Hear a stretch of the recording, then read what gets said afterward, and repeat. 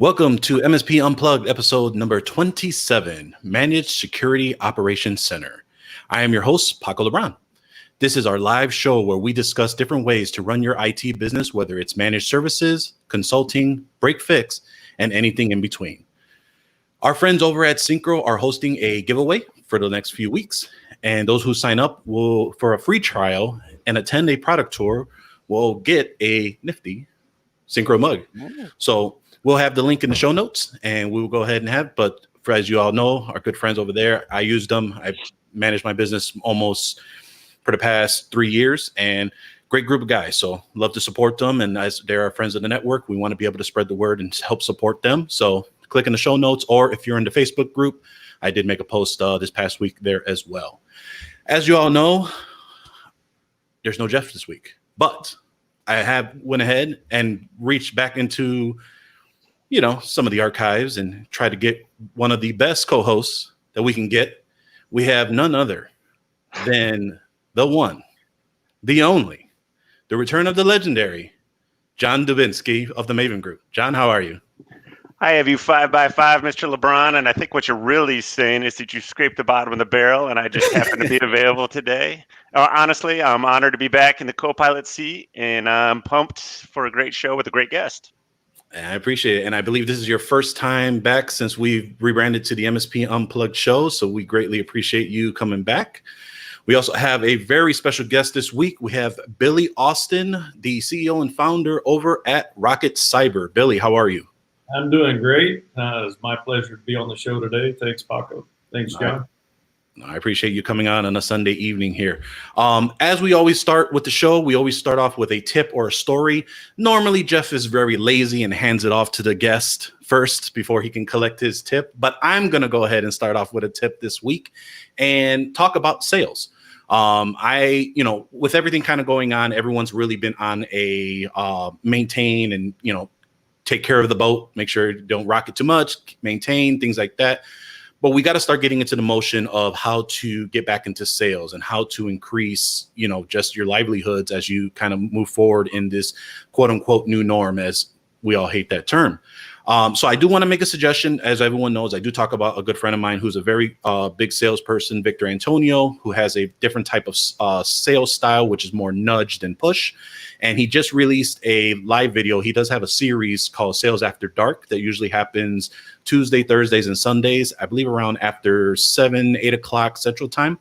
But the most recent one, which was mentioning of smart calling on sales, and basically how has cold calling evolved and how you can use calling in this time of day. So I will go ahead and post the YouTube channel link in the show notes. But if you head over to Victor Antonio, you just type him in the YouTube, you'll see it's called Smart Calling on Sales. It was last week for July 12th. It's a good watch. It's about an hour or so. And I think that that's going to be a very beneficial, just a jump start as you try to understand and consider what you're going to do about sales moving forward. From that, I will go ahead and kick it off to John for this week's tip/tips. And you are muted, John. Rookie mistake. Good to be back. Hey, good to share some tips here this week. Let's see where I want to start. If you're rocking Windows 2004, make sure you jump in. I know this isn't the most popular place on the planet, but the Windows Store and Windows 10, new little app in there called Windows File Recovery. It's for file recovery from a deletion. It might be able to fix a corrupted file, all sorts of file recovery for personal data. And I would also encourage you while you're in there, there's a couple other good quasi-good apps in there like Windows Scan, Microsoft Whiteboard, the wireless display utility. Search around in there. Don't just ignore that store, as there are some decent items in there. Second up, I want to just mention one of my favorite websites that I seem to use all the time, and that is called whatismyip.org. Make sure you throw the .org on there because there are a lot of variations of this site. This is an awesome little site that's actually been around since like 2000, 2001, but it's just got a slew of cool utilities on the same page. Port scanners, Whois, DNS, website rankings, password generator, MAC address lookup, et cetera, et cetera, et cetera. Great thing about the site is they don't bombard you with advertisements and fill up your page with pop-ups, blah, blah, blah. And their services, everything on there I've ever used works great. So that's what'smyip.org. And finally, a little rant on VoIP, last but not least. Been in a couple forums, listened to a couple shows and other podcasts.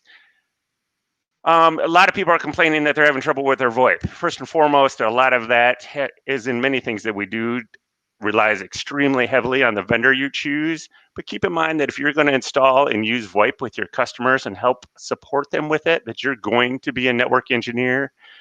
I have a list of about 10 or 12 tips in the show notes, but keep in mind that you're going to have to understand UDP. You're going to have to know something about RDP. You're going to have to know something about QoS. You're going to have to understand VLANs if you're going to have any sort of sizable installation. So keep in mind that you got to grapple with some of that and take some ownership on that before you just jump on knocking your VoIP install. And that's it for this week. Thanks, Paco. Yeah, and I appreciate that, John. And I think harping on VoIP, something that we're looking into as well as we're kind of going in all in on Teams for a lot of our phone systems for some of our clients because they're already in that environment. You really got to either know what you're doing, or you got to partner with a partner that, and by partner meaning vendor, that really knows their stuff and understands that there are going to be those that don't know, right? I think the biggest piece with anything that we go into is the danger of anything that we do is we don't know what we don't know. And I think, a lot of people suffer, not only yourself because of the stress you're trying to deal with, but your clients and probably the vendor taking all the heat. This is why it's a big piece to make sure that everything all around you partner with someone that really knows how to help in your level. And also you need to be able to explain what your knowledge level is when you're jumping into VoIP. I think it's one of those where people have been afraid to jump into it because they just don't know what's going on. And that's really why you want to go ahead and partner with someone that takes a novice and help them go into getting used to their platform and understanding how to make a good phone system for their clients. And then there are those that are very hands-off, hoping and understanding, and they should explain to you that you should really have these key components of knowledge in order to enroll with their service. So all in all, we'll have those show notes with those tips. And I can't agree more to that whole thing. I'll go ahead and carry it over to Billy. Billy, do you have a tip or a story for us this week? Oh, let's see. Tips. Let's start off with, I think, in terms of cyber tips. So let's start off with the cloud. I'll pick on Office 365. I think one of the biggest gaps and blind spots throughout the industry is how do we eliminate, how do we provide insight to the MSP operator or security administrator on email compromises for our customer.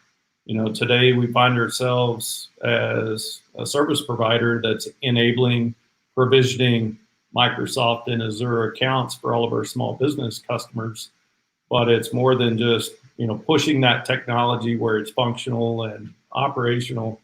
But what about the security aspect? And one of the things that I see on a daily basis is how many email compromises or email account compromises are taking place.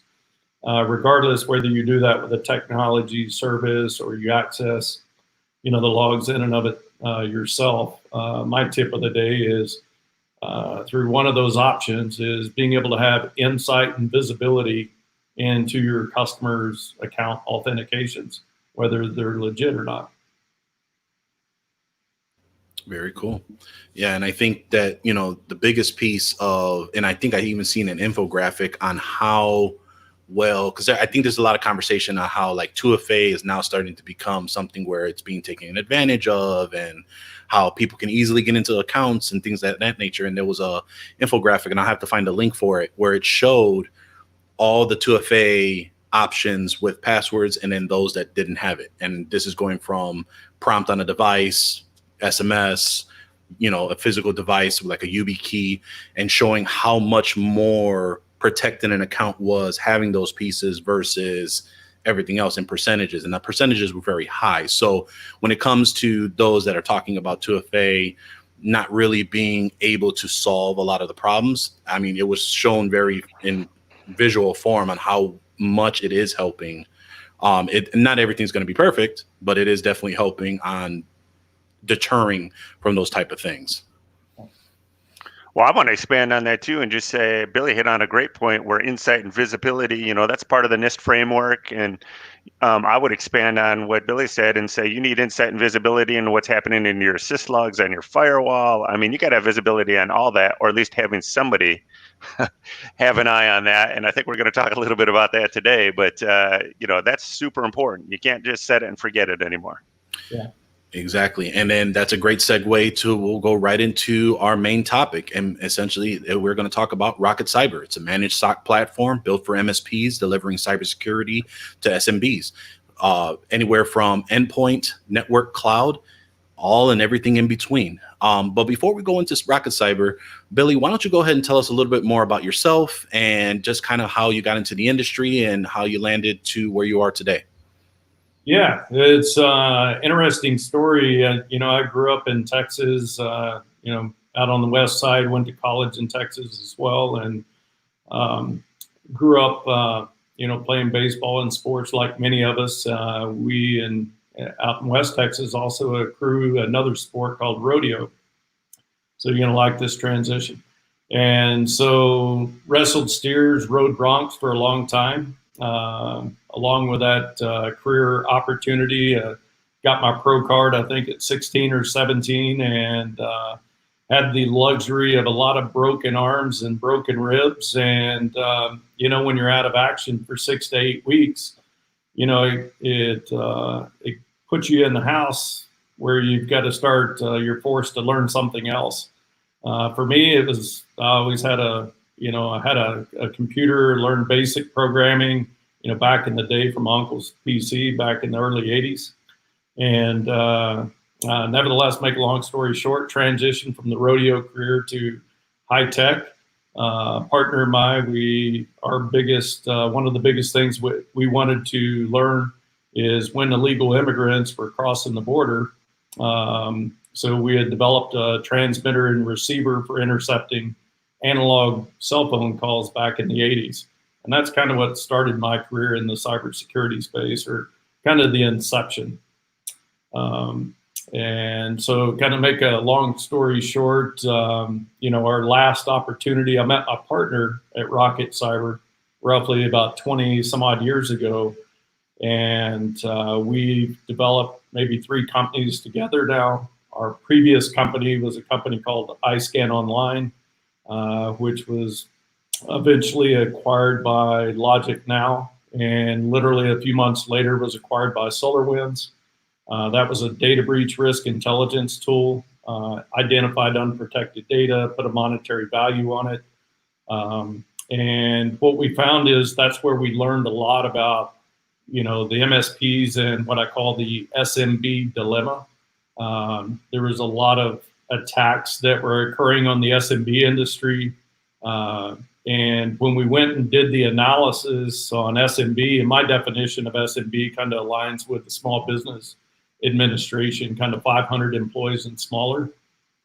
And we said, well, there's 31 million North American small business.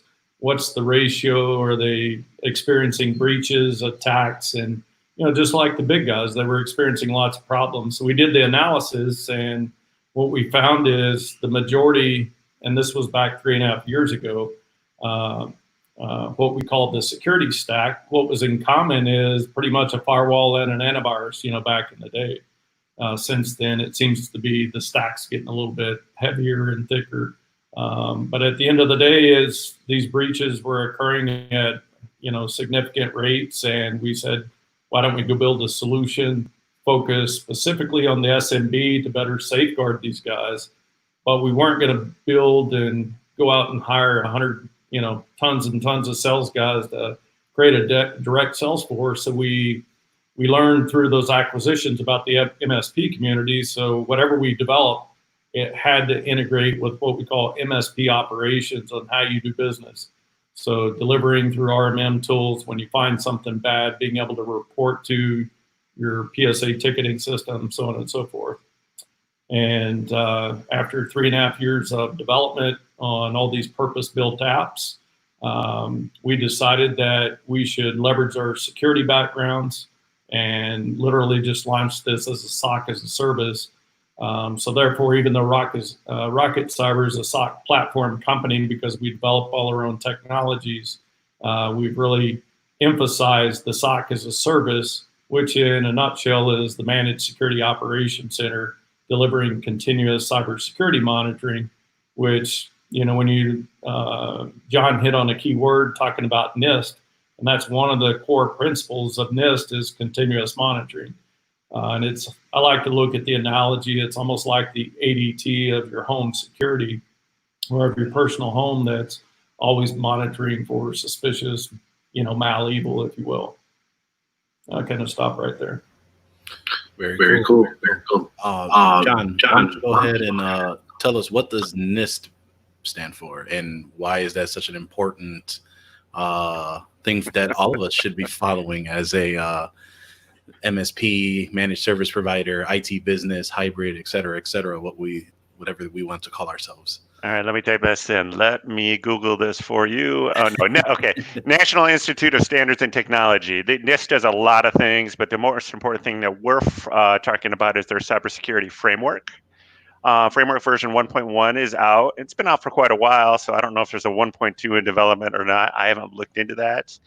But really, the primary things in the NIST framework are to be able to identify, protect, detect, respond, and recover.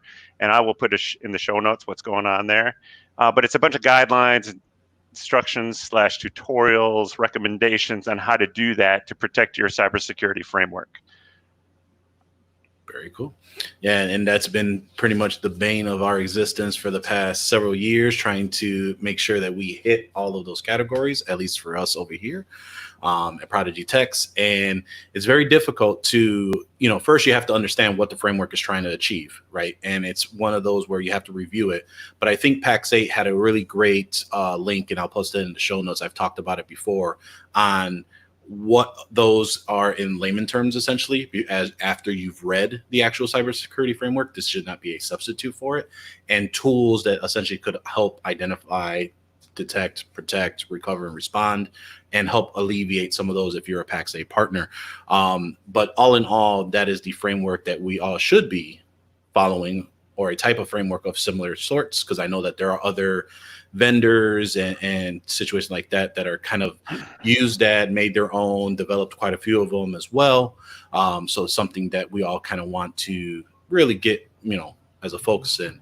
But Billy, as far as with Rocket Cyber and kind of how you've explained throughout the years and then the development, what have you seen kind of was the biggest threat that you see facing MSPs from a security standpoint specifically, or several of them that you're seeing, at least at this current stage, especially after the last couple of months that we've been working from home? Yeah, so it probably helps to talk a little bit about our historical roadmap through Rocket Cyber and kind of the evolution, because the insight on successful compromises and attacks has just expanded tremendously. So when we first launched the actual technology last year, we introduced it. We had a handful of what we call purpose-built apps inside of our platform. One of those was what's called breach detection, which identifies actors that are circumventing traditional AVs and firewalls, really looking for a foothold on the network where things such as persistence, privilege elevation, lateral movement, data exfiltration. And what we found by releasing the breach detection component in the early days is we were identifying these compromises, but it left a lot of unanswered questions from an investigator perspective that says, okay, well, how did this originate and what's happening next? So you can only go so far with breach detection. And it also provided limited insight. So it provided somewhat of the middle stages of the attack. And so therefore we started developing other apps to start taking on what we call more than just the endpoint attack vector. One of those being the network. Most commonly, you know, in the MSP community, we're providing some type of edge device traditional firewalls to be able to provide inline prevention. And then on the cloud side, we saw the cloud as a big open opportunity that needed to be addressed, and is probably the largest blind spot throughout the community that we see. And I'm talking collectively as an MSP / SMB, if you will. So we happen to pick on Azure Active Directory and Office 365, now Microsoft 365, and really just hone in and provide some monitoring services. But to answer your question, pre-COVID, we were averaging probably 2 to 3 email compromises, email account compromises a day that we were identifying. That's now escalated probably 4 point something on average. In fact, it's that number just continues going up every week. But I'd say each and every day there's email compromises, predominantly because they're not they're not practicing standards being provided by guidelines such as NIST or other industry standards, even though they may or are supposed to adhere to regulatory mandates like PCI, HIPAA, and all the other laundry list of mandates. Many of the small business guys have just opted to accept the risk, or they don't have anybody holding their hand or helping them comply. But email is by far the number one compromise that we see on a daily basis at the moment. Gotcha. And I have to probably agree with you, because it's everything under the tree, right? It's basically either it's phishing, imposter, credentials being being exposed, things of that nature. But kind of carrying it back, with Rocket Cyber, you had mentioned obviously with the history of how Rocket Cyber has expanded. And I, for all full disclosure, I work with Rocket Cyber currently right now, and the software has a library of apps essentially, right? And that's how Rocket Cyber gives you the flexibility of how to protect your client. Can you talk more about, how you've decided on these apps and kind of the ease of use of setting up essentially a user who would enroll with Rocket Cyber with a Rocket Cyber solution or solutions, which would be known as these apps that are in the library of the dashboard or system that you kind of enroll when you get with Rocket Cyber? Yeah, so I'll just walk you through a common deployment. So we've created, for the endpoint today, we have heterogeneous coverage for Mac and Windows operating systems to be able to provide security monitoring for those flavors. We're actively also working on a Linux Debian variant, which will be Ubuntu, Red Hat, Fedora, CentOS, those types of flavors. That's right around the corner as well. Not predominantly because that exists in the SMB, but we're seeing more and more SMBs hosting servers in AWS and Azure that's on that Linux footprint. But to answer your question on the delivery, we have a downloadable PowerShell script that literally you could use GPO, PSExec, any systems management tool to deploy that. But given the fact that we're only focused on the MSP industry, we've created a lot of what we call RMM ready scripts that take our binary and put it in that structured deployment script, all the way from Synchro that you mentioned earlier to Datto to Kaseya to LabTech, so on and so forth. Really makes it easy. You take that RMM script, drop it in your RMM, either initiate it now or schedule it as a task. And then what will happen is your inventory of devices will start lighting up literally in a matter of seconds, and that's going to provide continuous cybersecurity monitoring, looking for malicious, suspicious activity on the endpoint. So that's kind of the normal phase one operation. Phase two is how do we start connecting our Microsoft Office 365, Azure Active Directory information. So that's not done through our endpoint agent, but what we've done is we've created authentication up to the Azure cloud, if you will, and simply you can authenticate with an account that can resolve all those users.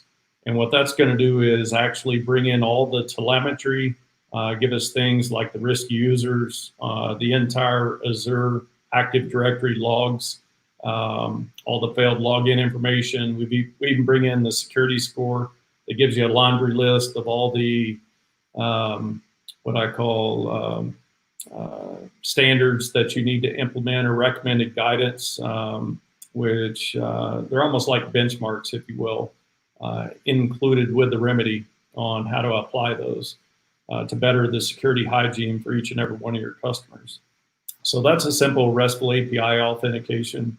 The third component is what we call firewall log monitoring and other types of network devices. That allows us to bring the network telemetry into the Rocket cybersecurity team so we can be able to sift through and analyze through all those network related events.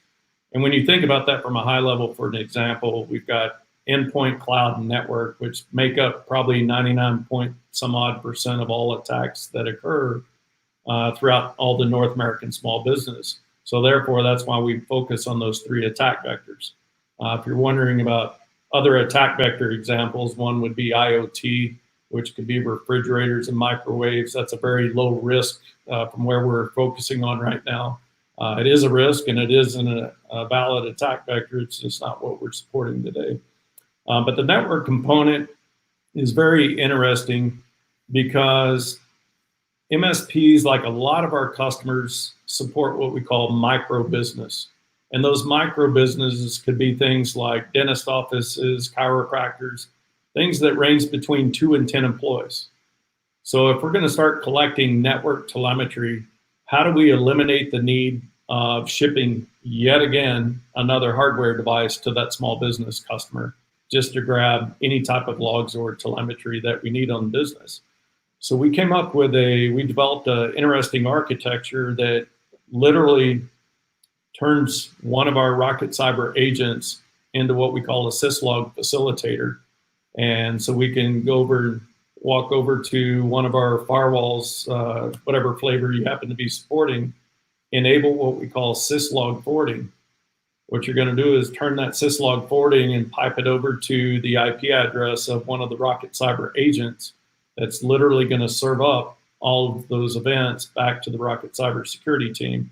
And what that did is that eliminated the need to ship traditional hardware to that customer, which is very unique to us because most SOC companies do not have that capability. They require you to ship some, $1,000 or $2,000 or $3,000 device, in some cases a lot more than that. And you really can't onboard all of your customers with that type of architecture, in our opinion. So therefore, that's why we selected that. But nevertheless, that allows us to stream cloud network and endpoint data to us. There's also something else that's new. I think today we're up to around 21 apps. We've got plenty more in development right now. Some of our apps that are also RESTful based are also tied to the endpoint. And what we've done is we've integrated with 4 popular next-gen AV type products. Our first one was Microsoft Defender ATP. When we first launched that, which was probably a year ago, as we all know, Defender, historically, it was kind of laughed upon. But more and more people are seriously considering it.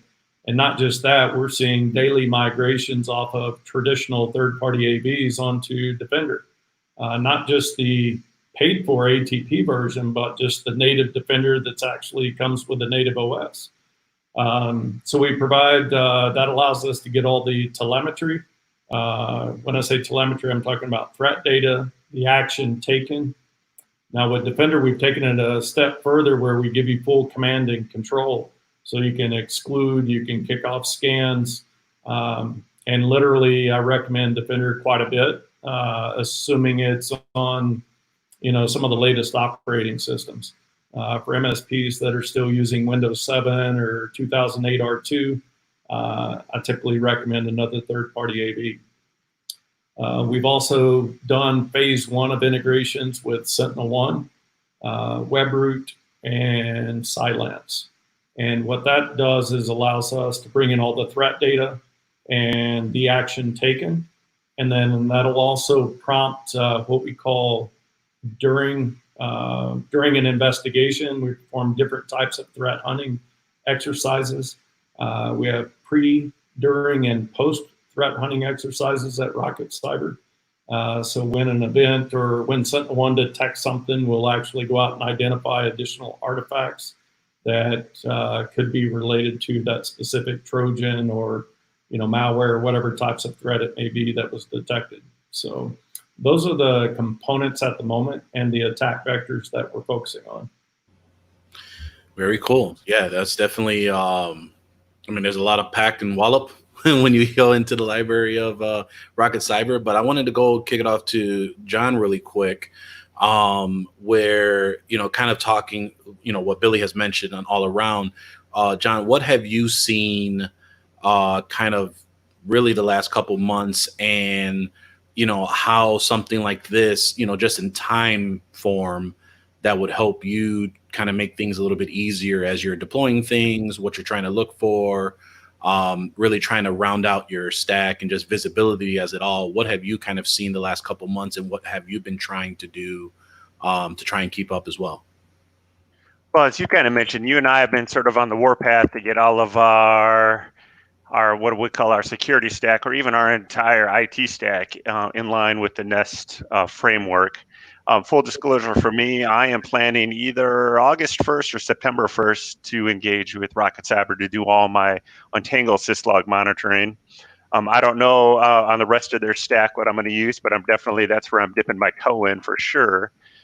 What I want to look for, and maybe Billy can fill in after my statement, is, I'm a solo tech. I manage about 850 endpoints.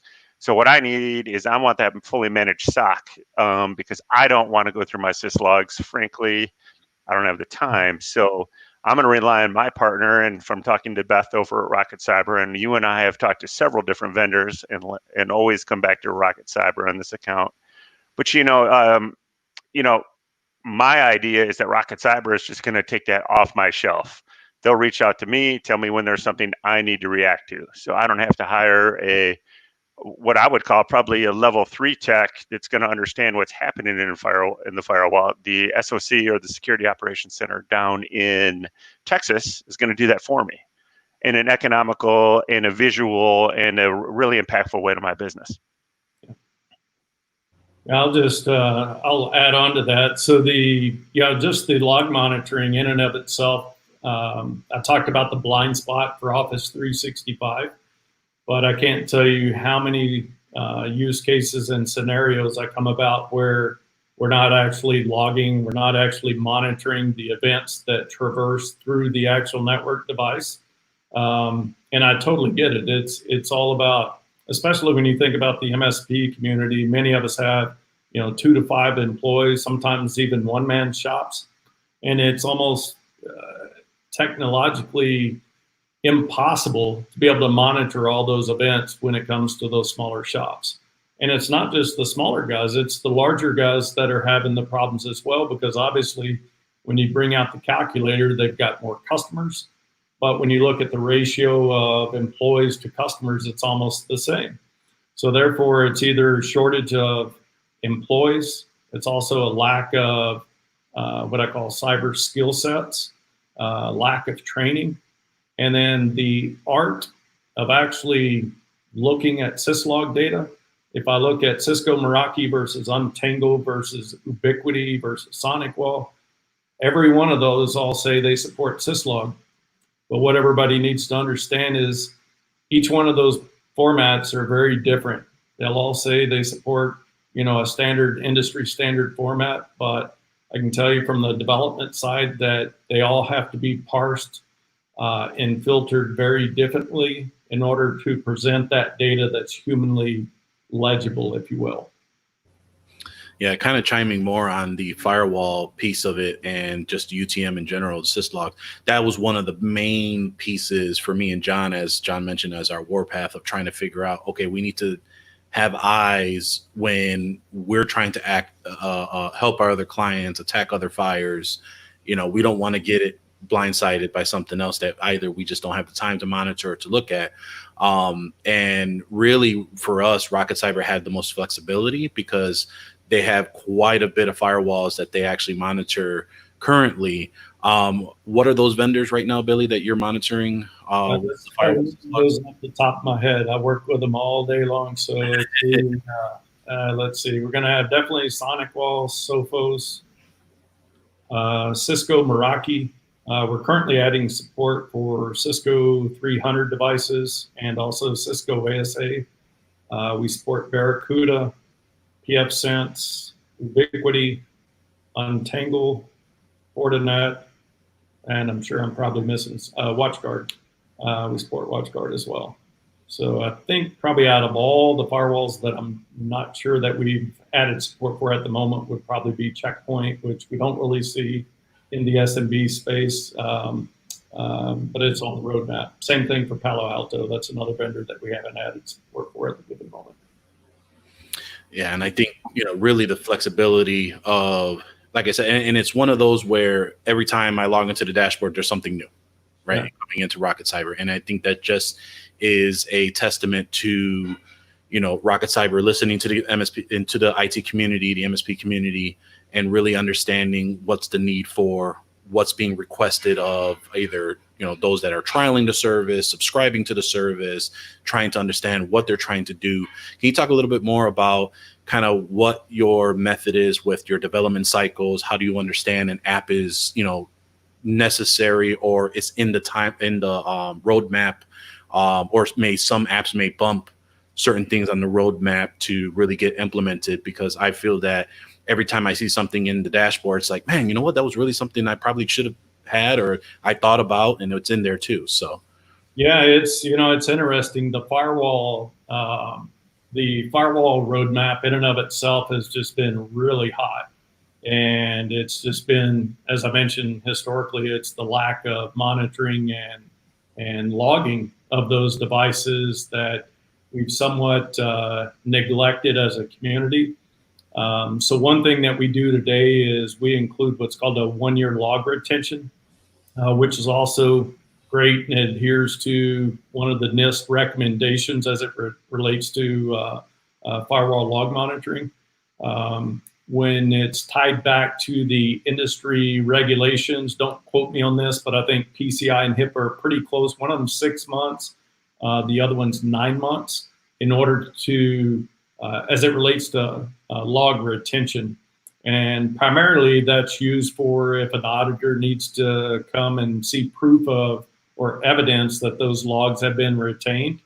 It also serves a great purpose for if there is an incident, some type of bad attack, ransomware, whatever it may be. Investigators may ask for that type of data, and you need to be able to provide that type of evidence to them, and that log trail that includes all those events and timestamps, on a silver platter, which we do. Some of the feature sets, just kind of circling back to your question, is not just adding additional vendors, but now we're learning that, Cisco and SonicWall and all these guys, they have all these different brands. And then you also have people that are also adding new products and new features, like Ubiquity has been growing tremendously. And they've also been working on their UTM component, so their security options, which includes intrusion detection and prevention and a lot of other related security features. So we have to we have to be able to add and extend support for all those different brands. Another tip that I'd like to add on this firewall thing is, as an MSP, when you're considering buying new firewalls or thinking about a new brand, there's several brands that I didn't mention out there that are also somewhat popular in the industry, also provided by the RMM vendors in and of itself as networking gear, and they're being used as a firewall edge device. What's important to note is those devices don't do any type of log monitoring, nor can they serve up that data to the SOC, which to me is kind of a no-go if you were thinking about, shopping around for firewall brands. That's definitely a pro tip that I would recommend, is make sure that your firewall can log and logs all the different necessary components and attack data, whether it's a SOC or your internal security guy, to be able to swift through and put eyes on. Very cool. John, I know you deal with a lot of compliances, whether it's HIPAA, PCI, maybe possibly a couple others. Just how what Billy just mentioned, is there anything you want to drive home on specifically on as with a firewall vendor, or as you're kind of looking at a type of compliance? I think a lot of people look at that and say, I'm not bothering to. What have you done to kind of keep track of all that type of situation? Well, I think we need to go back to the common statement. I've been doing this for 25 years. So just what has changed is the set it and forget it mentality. I mean, we spend all this money on UTM devices. We put them in, we get them working. We buy all those fancy subscriptions and all that. And then we just kind of say, okay, we'll be back when it's time to renew the subscription. Well, it's providing, just as Billy said, this syslog. And if nobody knows what a syslog, or somebody doesn't know what a syslog is, it's basically that long stream of information you can log into your firewall, that firewall log that's just pouring out that fire hose of information about what's happening on your device. That could be somebody trying to port probe you, or actually information leaving from your internal network to the external network, which is even more important. So you're blind to all that unless you've programmed your firewall to notify you that's happening. And a lot of times that can be very noisy, because it can notify you about everything and anything that's happening, even legitimate traffic, if you don't tone that down. Again, that's where an SOC comes into place. But more to your point, or to your question, Paco, it's just that set it and forget it mentality that we got to move away from. I mean, regardless of compliance, if you have compliance needs, you have to move to meet those, just from a lawful aspect. But if you're going to be an MSP providing any type of quasi-security service for your client, you simply can't do that unless you visually know or inspect what's happening on your internal network and what's coming to you from the external network as well. You just can't do that anymore. I mean, you can't. It's just that easy. Yeah. One thing I haven't talked about is it's more than just logs. One thing that, as security guys that look at all this, bits and bytes on a hourly basis, is we've integrated with what we call threat intelligence vendors, also known as threat intel feeds. Those threat intel feeds can be able to align with geolocations, IP addresses. In a nutshell, what it does is enriches the actual raw log data. So if we see 62.5.x.x coming from China, we can actually, with our integrated threat intel vendors, we can actually see if is that destination performing activity on our network, and have they been performing it on other MSP networks or other North American small business. And we also can align it with threat reputation that says, is this destination known for hosting Zeus and botnet and performing other types of bad activities? So it's, I call it enriched firewall data that becomes very valuable as a security operator. So I look at myself forming partnerships with you guys without you having to go hire, a handful of dedicated security guys. You can rely upon us to be able to sift through and act quicker by some of the integrated, enriched data sets that we've done. So, and I want to add on to that a little bit too, which I think reinforces my point that no matter how big your organization is, even if you had a couple dedicated guys or gals to do this, you still need to have those relationships. And Paco, you ran into this with me when we sort of did our vendor hunt for who we were choosing. But I know Rocket Cyber has a relationship with like Alien Vault and several other organizations that are also doing this kind of enrichment. So it's not just the guys in Texas that know what's going on. It's, they're pulling data from other people doing the exact same things, plus then taking the traffic and information from all the applications you're using in Rocket Cyber to combine all that together. And that's just not something you can do. I would, in even a mid-sized MSP, you'd have to have a dedicated wing and all those relationships to try to meet that. Yeah, no, very good point. It's, and we take advantage of those threat intelligence partners. We try to apply that, what I call threat intelligence repository, you mentioned Alien Vault, which was acquired by AT&T Cybersecurity, and their stuff has actually gotten better and better over time. We've also got Virus Total, Reversing Labs, and numerous others that we now support. And it really just enriches that data to help expedite decisions when you're going through what we call triaging. And if you're not familiar with the word triaging, that's the investigation process of events to be able to determine whether that needs to be escalated to an incident ticket, which is really what the MSP receives. Historically, the other option is, do we go out and buy what's called a SIM technology, connect all these logs, and you still got to go have the hardware, the appliance, create all the rules, go hire all the security people. I'm not a big believer in SIM technology for the MSP industry. I think it's overkill, and it just lacks a lot of information in order to have the adoptability of the SMB consumer to be able to consume and afford that type of architectural-based solution, if you will. Yeah, as our good host Jeff Haller says, all very good points. We're going to take a quick break, and we're going to go ahead and collect our thoughts. We'll have a hit on a couple things like integrations, flexibility, some questions on what's to come, and really on, is there a message that MSPs can have to communicate to their clients on the importance of tools like Rocket Cyber? But before we get into all that, if you'd like to support this show, go to patreon.com/MSP Unplugged.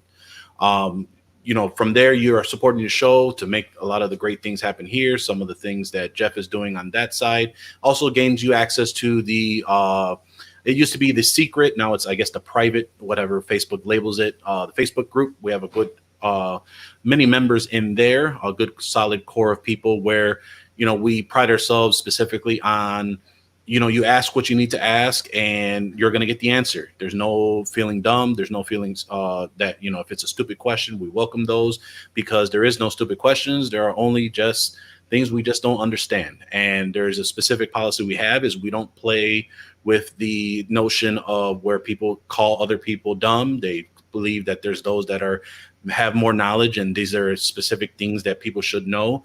We don't really take the bullying per se very lightly, and it's a zero tolerance. We boot them out. So we do have that big ban hammer going on for those type of people. So if you do want to support and join a Facebook group where you don't have to worry about asking questions to help benefit not only your career in the IT field, but to help benefit on just anything you have questions on, whether it's vendors, whether it is just common practices, this is a good opportunity and a good place to do so. So we want to thank everyone who continuously support us. We appreciate that. And again, the URL is patreon.com/MSP Unplugged. Kind of circling it back, I wanted to talk a little bit more on, just because, again, the flexibility and the way that Rocket Cyber has been able to really offer a lot of the things that it does. And I'm a big fan of companies that offer a lot of integrations. And you mentioned RMM integrations. We've mentioned with the PowerShell code as well. Does Rocket Cyber have an MSI installed currently right now to be able to deploy to others, or is that something on the way? Yeah, we've got a GUI installer. We've also got a command line, a CMD script that you can copy and paste into local CMD, not run as. It's literally, and we have people try that, but paste that into CMD, hit enter if you just wanted to test it out locally. Most people where you don't have an RMM presence, they're going to download the PowerShell file and just use GPO, AD, whatever systems management tool you have that can push that agent out that's going to run as a service. For Windows 8 and higher, or Windows 2012, we've also got a new API that allows us to control things like CPU utilization, which typically is going to run right under 1% throughout the day now. And Windows 7, some of the older stuff didn't work backwards, somewhat limited APIs. And then all those RMM scripts. On the Mac, we have not developed the RMM scripts, but we do have a curl script that, pretty much whatever you're using for Mac, you can schedule local tasks, cron jobs, use JMF, those types of things to be able to kick off the curl script. Gotcha. And are those, and I know for the PSA and the RMM scripts, or not the PSA, the RMM scripts for those other systems are silent. Are the PowerShell scripts also a silent install from the GPOs and things of that? Yeah, so everything will be silent unless you're using a local copy and paste command line script where you paste it in, then you'll see a window pop up, and then it'll disappear. But the RMM scripts are all silent. Gotcha. Very cool.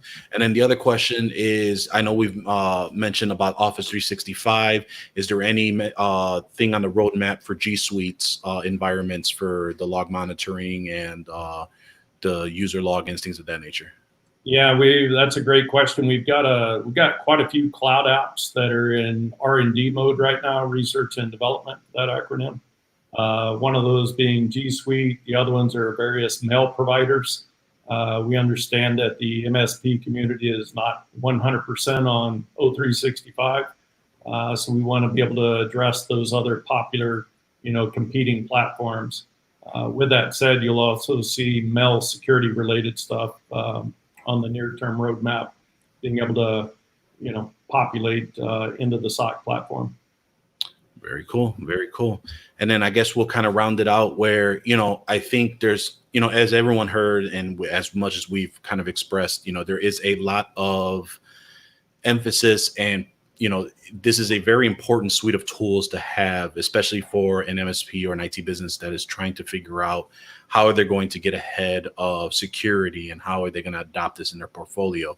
But sometimes it's often hard to convey that to the SMB, the customer of theirs. Does Rocket Cyber have like a message that MSPs can use, or some type of word track, or just a type of way to explain the importance of the tools that Rocket Cyber could provide? Yeah, so historically we've all been pretty much a group of security and dev guys, but we just signed, or we're about to be bringing on marketing, and they're specifically focused on that specific initiative that's for partner enablement messaging, other than the, hearing the security guys talk all day long about the importance of security monitoring. So we understand that, how do you dumb all this security jargon down in a language that we can all understand? And sometimes that can be a challenge when you're talking to the local dentist office, or other related small business owner. Very cool. Very cool. Well, I think that's pretty much it from me. John, is there anything that you might have for as far as follow-up or any questions? I just want to jump on one point that Billy made, that there's some noise in the chat about it too. There's a big difference between your router that might say that it has stateful firewall, or SPI, which is stateful packet inspection. Those are technologies that have been around. I don't know, Billy, maybe you can fill me in, 1980s. I mean, so those were in the first firewalls and all that. That's not what we're talking about. You really have to have what's called a UTM device that has an integrated gateway in it and all the other stuff that a standard router has in order to be doing the event monitoring that we're talking about. So your basic Ubiquiti devices, your basic Arachnus devices, although those are what I would call higher quality business class routers, they're not UTMs. They're not true firewall devices. So just keep that in mind when you're picking a device or considering a device as well. And obviously jump into the Facebook group if you get questions on what you should use or what you're using there. Yeah. I'll just add on to that. So on the Ubiquiti, and then there's probably 3 or 4 other popular edge devices being sold and deployed through the MSP community, and some of them do very minimalistic logging whatsoever, so you're not going to have any insight whatsoever. And the security, basically at the end of the day, the security guy, whoever's responsible for those logs, is going to have a significant blind spot, and which at the end of the day can't generate tickets or alarms and incidents if they have no insight to that telemetry. Oh, very good. Very important piece. And yeah, I mean, I think it's funny because y'all say that. And I have a buddy of mine who had a situation at a medical office, and they had a Cisco old firewall that came out of that was end of life. And the vendor that needed that piece needed a true UTM and ended up buying just a regular Linksys router, thinking because it has a firewall in there. So, and it's not, and obviously that's not the same thing. So I had to kind of give that education and kind of going from there. But yeah, wrapping it around, again, I appreciate both of you coming out on a Sunday evening. Billy, if anyone wanted to get a hold of you or just find out more about Rocket Cyber, where can they go ahead and find out a little bit more and reach out? Yeah, my personal email is Austin, AUSTIN, @rocketcyber.com. You can also, on our website, up in the top right-hand corner, you can sign up for a full SOC trial.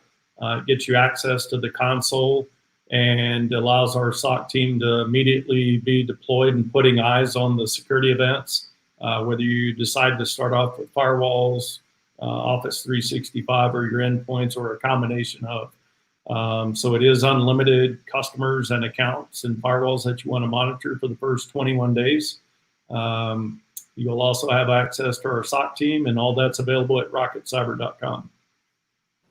Very cool. And yeah, like working with the team over there, Beth, you, everything have all been great as we kind of try and figure out this whole security landscape as we're kind of going into, and this is ever changing as it kind of goes from there.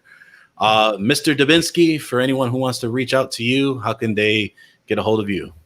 Hit my webpage, mavengroup.net. It's got all our contact information on it. I'd be happy to answer any questions if you want to reach out. I'm not on the book anymore, so you won't find me in the group. That's about the only thing pulling me back, and I want to go back into Facebook 4, but we'll talk about that, Paco. You seem to hit me up every once in a while on that. And then finally, I wore my TechCon shirt. It's kind of in tribute. I know you and Jeff put a ton of work into getting this year's ready, and then I know you just had to recently cancel. So, I know a ton of us out here are missing it already. But thanks for all you did, and we'll just look forward to next year.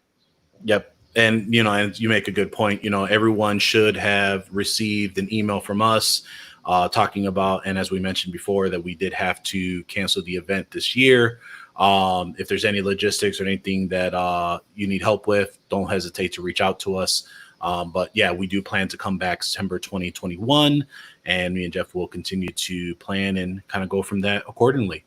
But yeah, you can come join us here every Sunday at 7:30 p.m. Eastern Daylight Savings Time, Jeff, because you're in the chat. It's Eastern Daylight Savings Time, not standard. Watch live and hang out in the chat room over on youtube.com/MSP Unplugged. Subscribe to our YouTube channel and your favorite podcasting app to never miss an episode. Thank you for listening. We will see you next time on MSP Unplugged.